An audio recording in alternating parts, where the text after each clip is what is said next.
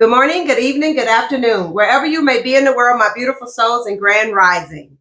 I'm your host, Amanda Goodman Berry. Welcome to Chilling with Amanda Goodman Berry.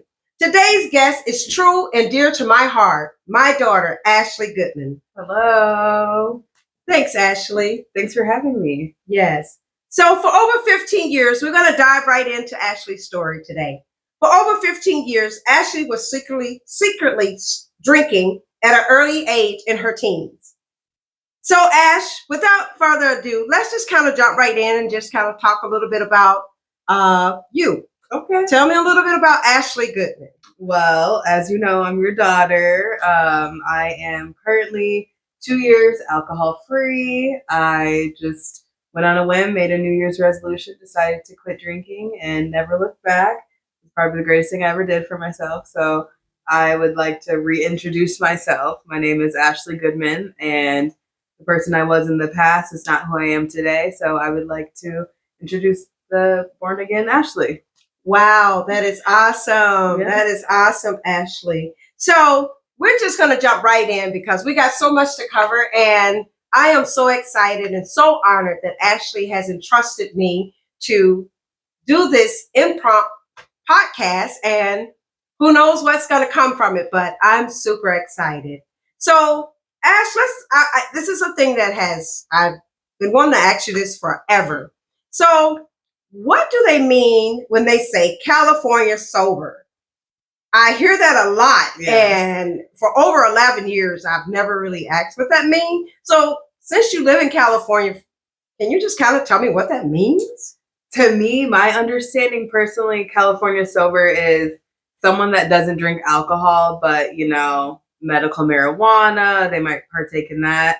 I partake in that, not regularly, but sometimes. So I wouldn't call myself sober because I don't know, like how other people that are truly sober that do absolutely nothing would feel about someone who partakes in recreational drugs as sober. So I'm just alcohol free. So to my understanding, California sober is you just don't drink alcohol. Wonderful, Yeah. wonderful. Wow, that is good. Thanks for honoring that. Yeah, absolutely. So, like I said, this is so dear to my heart. So this is just so amazing to have my daughter with me and to do this. I'm overjoyed. I mean, I do a lot of podcasts, but to have my daughter sitting right in front of me is like amazing to me. So, Ash, when did you start drinking? Oh, early teens, definitely probably around 14, 15, I would say. I tried alcohol, got drunk for the first time, definitely. Sorry. No, that's okay. It's your story. Yeah. And like, again, I want to say to you, anyone who sits on this podcast, it is your story. So this is her story for the first time. I don't know what she's going to say. So during your time of drinking, Ashley, what images were you trying to portray in the way that you were drinking and why you were drinking? Why were you drinking? I mean, I felt like I was curious, right? So I feel like why not do it in like the safe environment of like friends that I trust, or just, the image was just like, oh, like I hang out with like older people because, I'm like the youngest. So I felt like, oh, like the fun, younger, fun friend. And I feel like I was curious, so I wanted to try, and then it ended up being fun, and then it just relieves like social anxiety. And I learned that at like the young age, like being around people, like I was never fully comfortable being around people. So I felt like drinking would just like loosen me up a bit. Okay. Yeah. Okay. So when you were drinking, how did you feel before and after? How did you feel before you drink and after you were drinking? Nervous, maybe in a sense that I would get caught. You would call me when I was drunk, or like I had to come home because you were very strict at a young age. Depends if it was Saturday night and I knew I had to be home for church on Sunday. Always nervous, always had anxiety of just making sure we were safe, and like my friends weren't drinking and driving, making sure that just like the safety part of it, and just not disappointing you or not wanting you to find out because obviously we're doing illegal things, let's be real, at a young age. So definitely scared.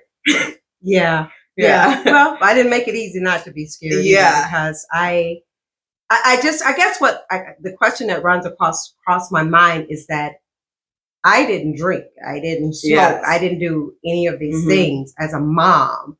And was it the fact that I was so strict that made you guys, maybe you want to try, drinking?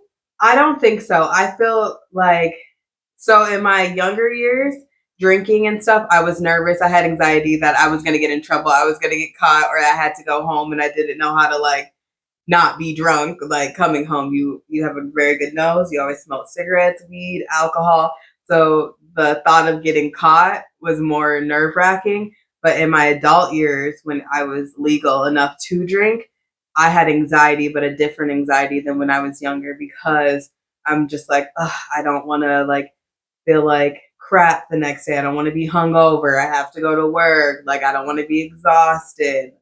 It's like a different feeling from when I was younger to when I was older. But to tie it all together, I always felt like crap, and I always had anxiety before and after, no matter what age I was. Wow. Mm-hmm. Wow. Thanks for that, Ashley. Yeah. So, with that being said, which brings me to my curiosity has spiked even more so, Yeah. because I didn't really understand that had you had that much fear of me, that much fear of me, and rightfully understandable, because I was hard and I didn't want you guys to drink, smoke, and do all of these things that, to me, I just thought wasn't going to serve you long term. Well, when you think about it, honestly, it probably saved me because I was so responsible most of the time. Like, most of the time. In my younger years, I definitely was responsible. When I was older and like, I guess you couldn't really tell me what to do anymore, that's when I loosened up a bit and got in like more trouble. But when I was younger, I was like, you were so strict and all my friends knew. They were scared of you. So everyone was like, like, is your mom gonna find out? Like, like, so it made me more like responsible. Like, yes, I was drinking. That's not really responsible, but I was responsible for the most part. Like, I came home, I went to school, I played sports, I went to work, never got in trouble with the law. Yeah, That's absolutely. that's Absolutely. Never got a minor, a DUI, anything like that. So being scared and humbled and grounded, I feel like you were very strict, but I will instill some of those like techniques that I've learned from you. Like when I have my children, absolutely.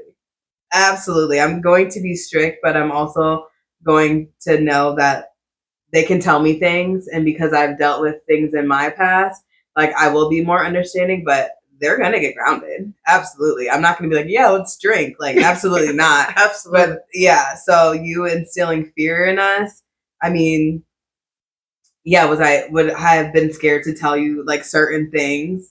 Of course, but I never got caught, so I didn't have to. At least you don't think you got caught. Yeah, exactly. Exactly. All right. Well, that's awesome, Ashley. So now that we say that, what came along with your drinking?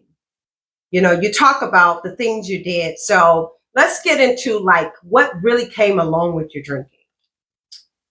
I would just say putting up an image or just trying to be someone that I truly wasn't. Just trying, like, I've always been like the fun younger sister, the fun friend, the party friend, like, like, oh, if I'm being honest, like the drug friend, like I had connections, I had ways. So I wouldn't say that I wasn't enjoying or partaking in that. I absolutely was, but just knowing that like I love to make people happy and like I love to be happy. So like when you're just partying, having fun, not like worried about like real life things, like it just loses, like you get lost in it. It's like, oh, this feeling's so great. I had so much fun. Let's do it again. Like let's repeat. Okay, so this is me needing to know as a mom. This is her mom talking now. Exactly what did you do? My drug of choice when I was drinking was cocaine. Wow. Yes, for years. It was easy to access. Back then, it wasn't laced with all like the bad things that, like fentanyl that's killing people rapidly. I don't condone drugs. I feel like people should absolutely stay away from that. I just want to state that right now. Like, do not try drugs. It's not fun. It's not cool at all. But in my younger years and in my adult years, I definitely dabbled with that because, I mean, to say I'm an alcoholic, yeah, I've never really said that out loud. So, yes, I definitely was an alcoholic, a functioning alcoholic. I always went to work, always paid my bills, always responsible, but doesn't mean that like I didn't have an addictive personality. I have an addictive personality to drinking, to alcohol, to drugs, and I always wanted to stop drinking, always. And I just remember every year on your birthday or Christmas, you would just say, all I want for Christmas is for you to stop drinking. All I want for my birthday is for you to stop drinking. And I feel like, honestly, like that was instilled in my mind. Like every time I drank or something, I would always be like, oh, like I want to stop. Like my mom would be so mad. Like every time I took a line of cocaine, like I'd be like, my mom would be so mad if I just overdosed for having a good time. Like I would be so disappointed in myself. And to be quite honest, like all the fentanyl and all the lace drugs that's going around, like that's truly why I feel like I was more motivated to quit drinking alcohol because I didn't want to die from having a great time. I felt like it wasn't fair to me, it wasn't fair to my family, and that you would be so devastated if I wasn't here. So thank you for always believing in me and like wanting me to like stop because if it wasn't for you and like having a mom like you, I don't know if I'd be here now. So thank you. Yes. Give me a moment because you never know what your children are really going through and what make them do these things. And I grew up with such a strict background that I just didn't dare dabbling in drinking, smoking, or anything. So to hear this, it just it takes my breath away. Yeah. But to hear this and to be sitting with my daughter, a living daughter, live and well, also takes my breath away. So for that, I am grateful. I am so grateful. What would you say inspired you to quit and to just let it all go? I mean, really, what inspired you to just let it all go? When dad died, I remember like right before that, I was sick with COVID and it was Christmas time. And in the holidays, just like holidays are rough for some people. But I just remember like it was like a year after dad died, I was still drinking, but I just remember being so sick. I was scared I was having like panic attacks and I never experienced that. And I think that just came from the drugs, like the alcohol, the drugs finally caught up to me.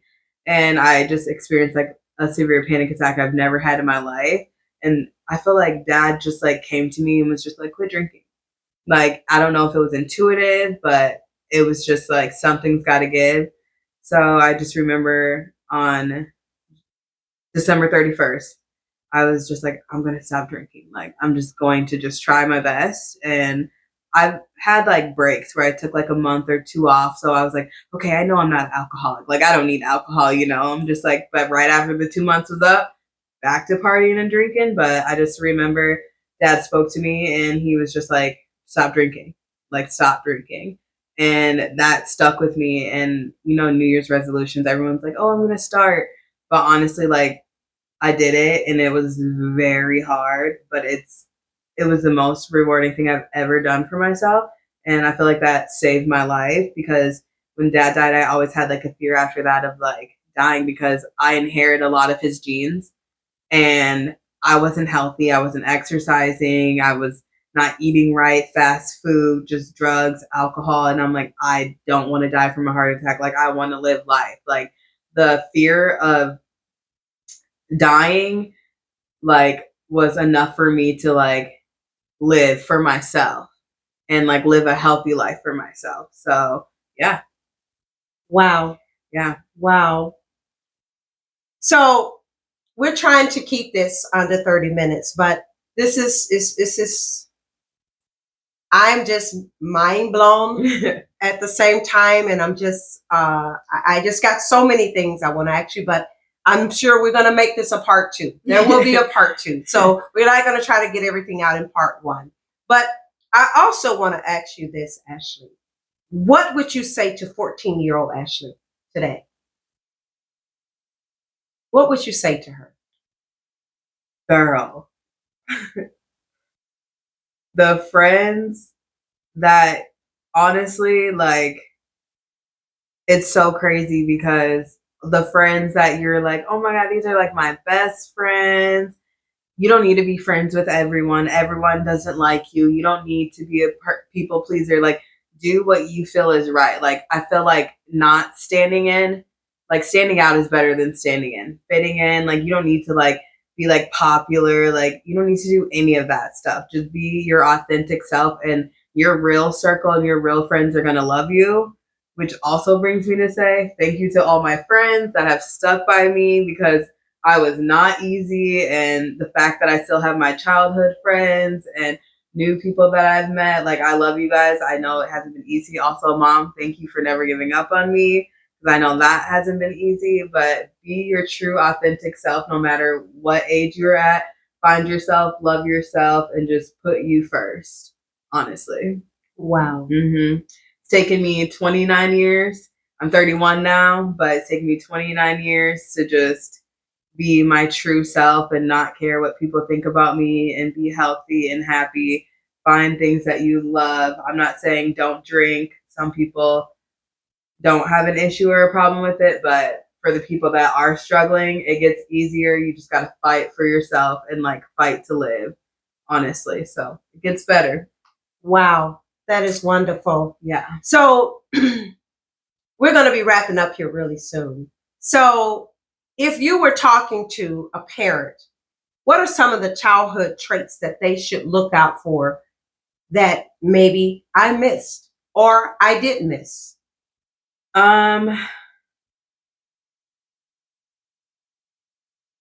Definitely make sure, like, you know how you used to always call our friends' parents, just make sure we were there. I feel like you should just let them know that, like, express to like the kids' parents, friends, that you're not okay with any partaking in alcohol or any of that because I feel like certain friends, their parents definitely supplied it, you know, and those are the people that you have to look out for. Wow. Yes. Wow. Mm-hmm. Wow. Mm-hmm. Well, that is an eye opener. So we just want to make sure that that we're letting you know that this is Ashley's story and this is her story. And on my platform, I want to give room for people to be able to tell their authentic truth and their story unfiltered and tell it the way in which they feel it happened. So, Ashley, I just want to say that I am so happy that you have lived through everything that knowing and unknowing to be able to sit here with your mom and tell your story. And this has brought me tears in my heart, but also tears of joy in my heart because some parents didn't get what I got. Some parents has buried their children. And I have 4 living children.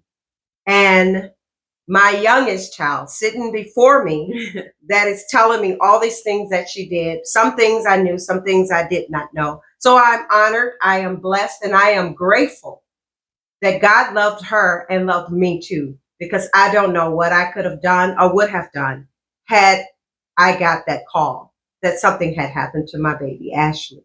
Yeah. So, Ashley, I want to thank you so much for sharing these pieces of you with the world because Ashley is pretty private, just so you guys know. She's very private.